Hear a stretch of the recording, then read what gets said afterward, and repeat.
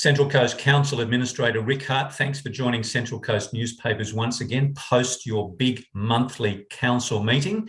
And we have a new federal government. What's your first take on that? Well, there was a lot of promises made by both the major parties going into the election.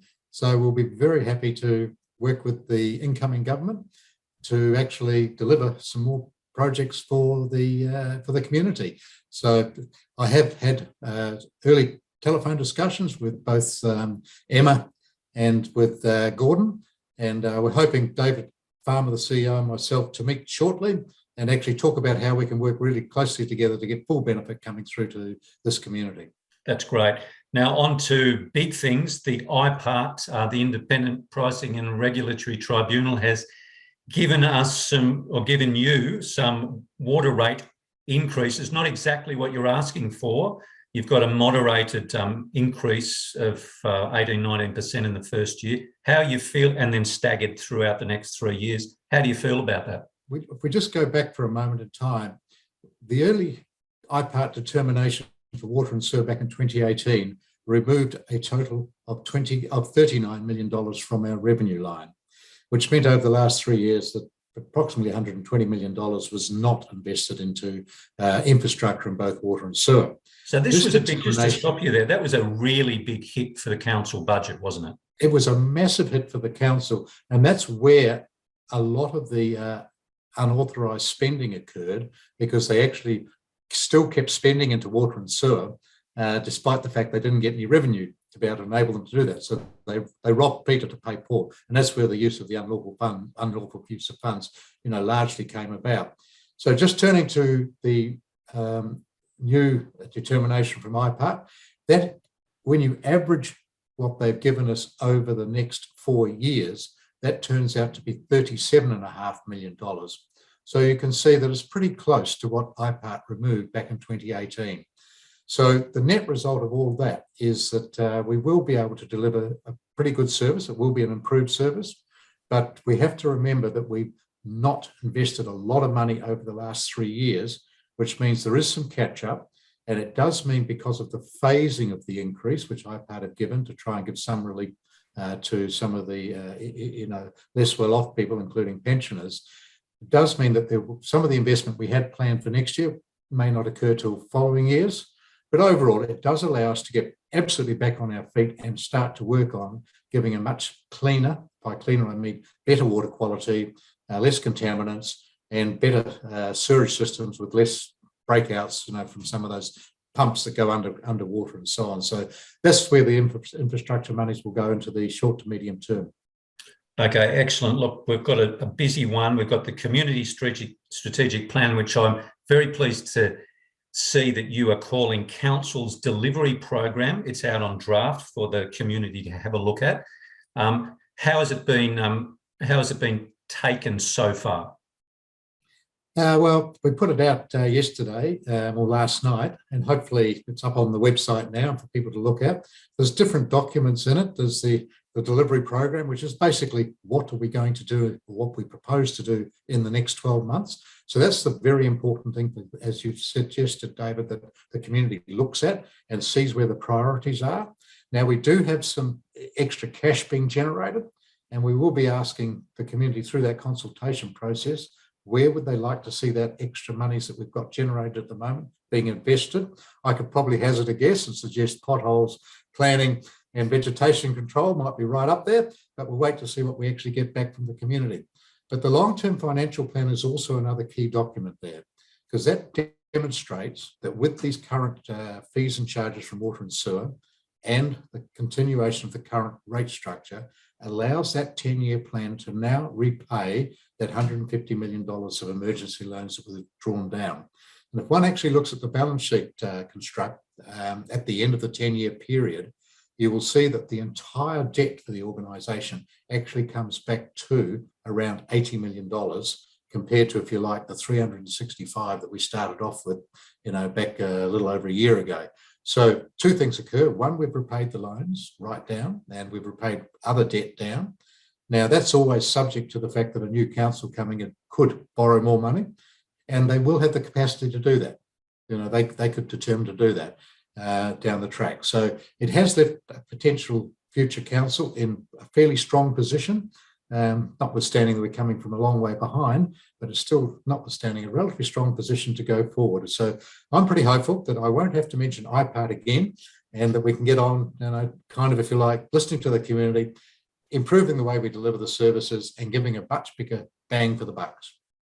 You will appreciate all of those submissions to IPART. There are many people in our community hit very hard by inflationary pressures, including now rates and water rates.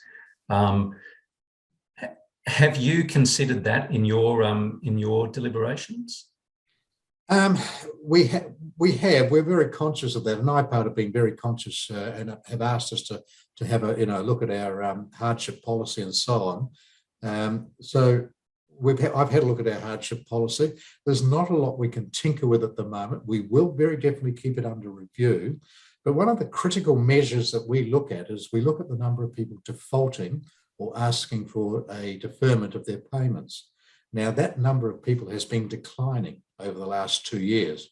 So we will monitor that. And if that starts to change, then we'll look at how can we do things. But again, I would encourage people who are feeling the pinch, because I totally accept the timing is not perfect given all the other changes in pricing that's going on. But I would ask people to go to the website and have a look for under the hardship policy, and then make contact with us if they're struggling with their payments, because we do have options for people, and pensioners have even more options than just the standard public. So we do that. Okay, well, on to other things. The LEP, that's the Local Environment Plan, a very key document, particularly to do with you wanting to merge it into one. At the moment, it's the two, the old Gosford and the old Wyong one, putting together. I noticed the state government has said you need to change that a little bit before it goes forward in June. Yes, look, you're right. In my opinion, I think it's combining the two LEPs should have been one of the first tasks that the new council did, because it makes an extraordinarily big difference when you've got one LEP and you're consistent throughout the whole patch, throughout the whole Central Coast. So that wasn't done at the early stages. So of course we have completed that over the last 12 to 18 months, and we have submitted that to the Department of Planning and Environment. So the step there is they have to look at it, check that they're happy with it, and then they gazette it to say that's the formal document, planning document for this council. Now, when we put that forward, that plan, which we did obviously some months ago to the state government, we included, in terms of flood provisions, we included the old flood provisions from which we picked up from the Wyong LEP, which were, in our view, the best out of the two former councils. So we put those in and put it forward to the state government. Now the state government has said, I guess after all the recent floods and so on, they've said they want a standard clause in there which applies to all LEPs. So the process last night was just about us approving that change and then submitting that change formally to be incorporated at the Department of Planning into that combined LEP. So we're still hopeful that we will actually get gazettal of that sometime around July, which will enable us to be able to faster process DAs and do other things. Well, the key part of these LEPs is I understand that the processing of development applications will be easier because you're not dealing with two, and your staff can focus on one uniform LEP. Is that correct? Correct. And all the templates and so on that we use and so on, instead of having two, we have one. And planners understand one set of rules as opposed to have to understand two. So yeah, it does make quite a big difference inside our organisation. Also, it means from the technology point of view, getting DAs up online and everything else, it just means you've got one set again of templates that you're loading stuff into to make it accessible by people in the community. I'll ask you about the surplus projections. According to your report and David Farmer's statements, you're on track to hit your surplus this year. Is that the case? That's correct. At the moment, the monthly financial report and the quarterly report, both reports are forecasting a year-end surplus of approximately $40 million. Now, that's a pretty good number considering where we've come from. But my own personal views, I think we'll do slightly better than that. But the reason why we are dropping from 70 odd million, our current position is a $70 million surplus. And the reason why we suspect it will drop back is there's a number of other things that need to be taken into consideration when we wrap up the financial year. The following, fast forwarding to next year, I expect some of those things to be worked in much earlier so that we don't have this big sudden drop off, if you like, at the tail end of the year. But given this is our first year of staff working in a new environment with monthly reporting and understanding the finances and so on, it's still, they've done well. And nonetheless, as I said, both Dave and I are expecting that it'll be a minimum of $40 million. And that's where we will look at how we invest those surplus funds into the future. As I said, we'll try and get some commentary from the community about where they'd like to see money invested. The other option that we will consider there, if you've looked at the cash position, you will still see there's a $35 million deficit in drainage, and I think it's about a $4.5 million deficit in water reserve. One option we could do is to perhaps pay off both of those two with the surplus, which would allow then to have everything cleared from a cash perspective, and certainly would enable me to be able to say to an incoming council, if you see anything in red in either of that cash table or the P&L table, then ask questions. If it's all black, you're probably okay. And it sounds very structurally sensible from someone with an accounting background. Very, very true.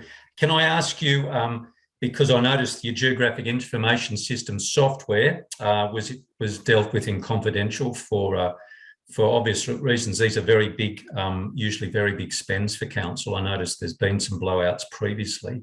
Is it that blew some of the projected surplus away, that software contract? Not so much that particular contract, but some of the other IT contracts certainly did contribute to the blowout in costs in the past. But the GIS system is a critical component of pretty much every council these days, and it enables to do an awful lot of quite nice interactive things, and allows, for example, in floods, it allows us to put flood levels across the lake and at different levels and where they'll flood, etc., etc. So some very nice things we can get out of the GIS system. Predominantly, there's one company that supplies most of that GIS software to all councils. Yeah. We had a 3-year contract with them, which was up for tender, was up for renewal. Now, the prices we were offered was basically an inflationary add to it. So we felt there was no benefit in going to the market. We were happy to accept the current pricing structure, which had been through commercial tenders, and just live with an inflationary aspect to it. So that's why the actual contract itself and those numbers can't appear in the public, but the process as to why we went and did it, hopefully, has been explained through the paper and in my words now, just to explain. That's why we go through that process, and the Local Government Act allows us to do that. Right. Well, look. Just a couple of things. The local planning panel and the regional planning panel, both you've commented last night on those and your suggestions to the local people who will be on that. Have you any commentary about the nominations of people on those two very important planning panels? No, I don't have particularly any commentary on the individuals, other than people much better qualified than I have recommended them. They've come obviously from our senior staff, and particularly Dr. Alice Howe, who's head of planning and so on. She's recommended those people. They appear to be good, solid citizens, and they've got a mixture of local expertise and also professional expertise. And they just go on to the regional planning panel to replace where the council previously had 4 councillors on it. So we obviously haven't got councillors, so these are 4 reps that can go on there and represent the area. And of course, in any of these planning determinations, at whatever level, that's local planning panel or the regional planning panel, they should always be determined on a professional basis without any perception of bias. They seem to be working quite well. I know some people are happy with them sometimes and unhappy with them other times, which would indicate that it's doing its job. Just to wrap up the federal government position, so of course, I can't go without saying that the potholes and the roads around the Central Coast are really suffering with this weather and the expansion of traffic. Will you be looking at working with the new federal government to find even more funds than to boost this infrastructure? Look, it's a really difficult one, David, because the unfortunate thing about the Central Coast, when the majority of the 2,200 kilometres of roads that we look after were constructed, they were constructed in a day when there was just a little bit of traffic and it was holiday places and little fishing villages, and they were never constructed to a standard underneath, and I'm talking about the base level, never constructed to a standard to withstand the heavy volumes and the heavy weight of the truck movements that are around today. So that's the reason why we're getting a lot of breakdown of the seal, and hence a lot of quite rapid deterioration of the road base underneath. So to actually fix the problem, it is a massive, massive problem. It's not a simple fix or a quick fix. So very happy that we're working with both the new federal government, clearly, and the current state government to actually look at ways that we can put more money into actually improving those potholes and so on, because they have to be fixed. The solutions we're currently using, which are just very temporary, just pour some mix into the hole and sort of flatten it. It needs to be cut out, the road base compacted, and then a decent application of asphalt on top. So that's what we call a heavy patch. So a lot of this requires heavy patching, and that's what hopefully we will be able to do a lot more of that with the resources that we're talking through with both the state and federal governments. Yeah, surely there's a case for, with 70,000 odd more people on the way, surely there's a special case to have a major investment just in the Central Coast roads infrastructure. Well, there's a lot of truth to that, actually, David. I don't disagree, because at the end of the day, it's the state who's driving the 6 cities principle, and they want people to live here, and it's a fabulous place to live.